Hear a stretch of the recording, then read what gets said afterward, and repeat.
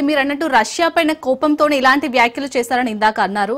So మరి ఇటు Russia చమురు తగ్గించడం ద్వారా భారత్ కు లాభమా నష్టమా? భారత్ కి తప్పకుండా నష్టం కదా. మనం వాళ్ళు చమురు కొనకపోతే చవకగా వస్తుంది, దగ్గర ఉన్న దేశం. సో తప్పకుండా మనకి నష్టం. అందువల్ల కానీ అది ఒప్పుకుంటామా ఇంకా చెప్పలేం. ఏ పరిస్థితులు వస్తాయి, అమెరికా బలంగా ఉంటుందా, బలంగా తగ్గిపోతుందా, కొన్ని రోజులకు తెలుస్తుంది. ఇది సీరియస్ టైం ఈ నెల. కానీ ఒక అగ్రిమెంట్ వచ్చిన డొనాల్డ్ ట్రంప్ తో ఆ అగ్రిమెంట్ పాటిస్తాడని ఏం లేదు, మారిపోతూ ఉంటాయి. రోజుకో మాట మాట్లాడతాడు. సీరియస్ గా తీసుకోకూడదు, అన్న మాట ఏం సీరియస్ గా తీసుకోకూడదు, విన్నట్టుగా ఉండాలి, మనం చేసే పని చేస్తా పోవాలి. డొనాల్డ్ ట్రంప్ తో చాలా మంది దేశంలో తిట్టాడు కదా, మీరు ఎలా చెప్పరా అలా చెప్పరా అంతా అది అది వాళ్ళు రెచ్చగొడతానికి చెప్తున్నారు. దేశానికి స్నేహం అయినా మంచి మాటలు కాదయి. తప్పకుండా మాట్లాడకుండా ఉండి అదే జవాబు ఇచ్చాం. అంత పెద్ద స్టేట్మెంట్ ఇచ్చి మేమేదా టారిఫ్స్ చేస్తా, మిమ్మల్ని ఎలా చేసేస్తా అలా చేస్తా, ఏదో ఒక అరగంట మాట్లాడితే మన నుంచి జవాబే వెళ్ళలేదు, కమెంట్ లేదు. అంటే ఎంత అసహ్యంగా ట్రీట్ చేస్తాం చూడండి. మీ తిట్లు మేము వినపడలేదు, వినిపించుకో, మా ఇష్టం, చెప్పుకుంటే చెప్పుకో అన్నారు. అందువల్ల భారతదేశం కరెక్ట్ స్టాండ్లో ఉన్నారు. రాను రాను మనకి మంచి ఇంపాక్ట్ వస్తుంది. ఇదే పద్ధతి, ఇదే కరెక్ట్ లైన్, ఇదే మంచి పాలసీ భారతదేశం. ఓకే. అలాగే మనకు రష్యా ముడి చమురు ఆపితే కనుక, ఒకవేళ రష్యా కనుక ముడి చమురు రష్యా దగ్గర ఆపితే కనుక ఇండియా ఏ వనరులను అందులో రీప్లేస్ చేసే ఛాన్స్ ఉంది? అంటే ఒకవేళ అదే సిచ్యుయేషన్ వస్తే ముడి చమురు రష్యా నుంచి ఆపేది లేదు, మనం కొంటాం మానేస్తామంటే రేపే మానేయం. ఓకే, ఇది అలా జరుగుతుంది. ఓకే, మేము ఒకవేళ పరిస్థితి వచ్చి మనం మానేయాలనుకోండి, సరే ఆఫ్ చేసేస్తాం, ఓ 2 నెలలు టైం ఇవ్వండి, మా కాంట్రాక్ట్స్ ఉన్నాయి, వాళ్ళకి డబ్బు అడ్వాన్స్గా ఇచ్చాం, ఓ 3 నెలలు టైం ఇవ్వండి, అలా తీసుకుని అలా టైం గడుపుతాం ఇరాన్తో గడిపినట్టుగా. తర్వాత ఏమవుతుందో చూడాలి. ఎవరైనా నిన్న సాయంకాలం 5 గంటలకి రష్యా మీద అమెరికన్ న్యూక్లియర్ సబ్మరీన్స్ ఫేస్ తిప్పుతాడు ట్రంప్ అనుకున్నారా? చిన్న స్టెప్ కాదు, చాలా పెద్ద స్టెప్. అది చాలా పెద్ద స్టెప్. 35 సంవత్సరాల తర్వాత అలాంటి స్టెప్ తీసుకుంటున్నారంటే అది ఇంకా ప్రపంచం అంతా ఇంకా నిద్రలేసి రాలేదు అవ్వాక ఇవాళ సాయంకాలానికి మనకు చాలా చాలా చాలా విషయాలు వస్తాయి బయటికి. ఇది పెద్ద స్టెప్ అయిపోయింది. అమెరికా రష్యా మీద తీసుకోండి. చాలా తొందరపడ్డాడేమో ట్రంప్ అని నేను అనుకుంటున్నా. ఓకే, ట్రంప్ అసలు ఎందుకు ఊసర వెళ్ళిలా మాట్లాడుతున్నాడు అనుకోవచ్చు? రోజుకో మాట మాట్లాడటం కానీ, అంటే తన వ్యవహారం అదే ఆయన తత్వం. ఆయన రాజకీయంలో ఉండే మనిషి కాదు.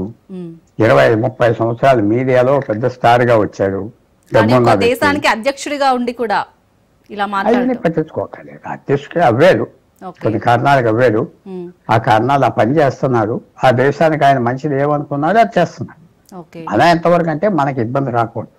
మనకి ఇబ్బంది రాదు, ఏదో స్నేహం ఉన్నదనుకుంటే ఇలా దేశాల మధ్య స్నేహాలు ఉండవు ఎప్పుడు. ఏమి స్నేహం లేదు, విరోధం లేదు. ఎప్పుడైనా మార్చుకుంటారు వాళ్ళ అవసరాలు కొన్ని, మన అవసరం కొన్ని. అందువల్ల అంటే ట్రంప్ మైండ్ సెట్ ఎలా ఉంటుంది అంటే ఫస్ట్ బిజినెస్ పరంగానే ఆలోచించి మాట్లాడే తత్వం కదా. బిజినెస్ తర్వాత ఆయన అలవాటు ఏంటంటే అందరూ ఆయన మాట వినాలి, చెప్పిన మాటకి తిరుగు ఉండకూడదు. చిన్నప్పటి నుంచి అలా బ్రతికాడు కాబట్టి పాలిటిక్స్ కూడా చాలా సక్సెస్ఫుల్ అయిపోయాడు కదా. ఒకసారి గెలిచాడు, ఒకసారి ఓడిపోయాడు, మళ్ళీ గెలిచాడు. వాళ్ళ చరిత్రలో ఓడిపోయి గెలవటం ఒకే ఒక ప్రెసిడెంట్ 250 సంవత్సరాల్లో ఆ పని చేశాడు. 120 సంవత్సరాల క్రితం. పెద్ద రికార్డ్ అతను. సో న్యాచురల్గా అతనికి ఆంబా ఉంటుంది, నా ఇష్టం వచ్చినట్టు చేస్తా, అందరూ వినాలి. భారతదేశం నోబెల్ ప్రైజ్కి పంపలేదు, పాకిస్తాన్ నోబెల్ ప్రైజ్ ఇమ్మన్నది. పాకిస్తాన్ మాట ఎవరు తీసుకుంటారు? ఇజ్రాయెల్ అన్నది. ఇజ్రాయెల్ మాట ఎవరు తీసుకుంటారు? అందువల్ల తప్పకుండా ఇదేమిటంటే తప్పకుండా ఇది మనం సీరియస్గా తీసుకునే పని. ట్రంప్ మాటలు, ట్రంప్ వ్యవహారం మనం చూసేది ఏంటంటే నిమిషానికి మారిపోతుంది. నిమిషానికి మారిపోతుంది. అది పట్టించుకోకూడదు. ఆయన చెప్పిన వాక్యాలకి మనం రిప్లై ఇవ్వకూడదు. ఇమ్మని అందరు చెప్తున్నారు కానీ మనం ఇవ్వకూడదు. సైలెంట్గా ఉండాలి. ఆ కిరటం వెళ్ళిపోతుంది. ఛాలెంజ్ మనం ముందరకి వెళ్ళిపోవాలి. అతనితో వచ్చిన తగు ఏంటంటే తగు పెట్టుకోకూడదు. అనవసరంగా మర్చిపోతాడు, వెళ్ళిపోతాడు. ఎన్నో విషయాలు ముందర వస్తూ ఉంటాయి. సో అతను చాలా కేర్ఫుల్గా హ్యాండిల్ చేయాలి, చాలా జాగ్రత్తగా హ్యాండిల్ చేయాలి. అలాగే పుల్లారావు గారు ఇటు ట్రంప్ కవ్వింపుల సమయంలోనే ఇటు ప్రధాని స్వదేశీ ఉత్పత్తులు పెంచాలని చెప్పారు. సో దాన్ని ఏ విధంగా చూడాలి? దేశ ఉత్పత్తుల్ని పెంచాలి, అన్ని చేయాలి, ట్రంప్ మీద ఆధారపడకూడదు.